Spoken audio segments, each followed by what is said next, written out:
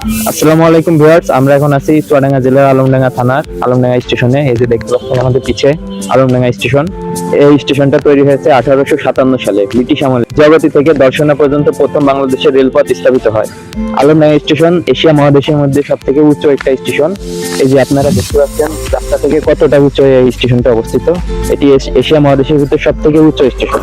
আপনারা দেখলে বুঝতে পারছেন। আর দেখুন স্টেশনে সবসময় লোক জমজমাট থাকে, তো আপনারা পিছে দেখা যাচ্ছে। ওই যে দেখতে পাচ্ছেন ট্রেনের জন্য অপেক্ষা করছে সবাই।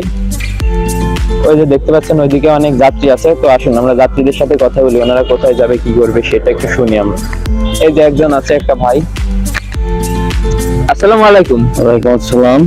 জি, বলছি আপনি কি ট্রেনে যাবেন নাকি স্টেশনে দাঁড়ায় আছেন? জি, ট্রেনে যাবো আমি। ও, কোথায় যাবেন আপনি? আমি যাব খুলনায়। ও, খুলনায় যাবেন। তো এই যে গোয়ালন্দের মেল আসবে একটু পরে, ওই ট্রেনে যাবেন নাকি? জি। ও, বাসা নাকি আপনার খুলনায়? জি, ওখানে আর বসা, ওখানে যাওয়া লাগবে একটা কাজের জন্য। তো এই আলমডাঙ্গাতে কি করতে এসেছিলেন? আমি আসলাম একটা কাজে, সেই কাজ সারাই গেছে, এখন বাসায় চলে যাবো।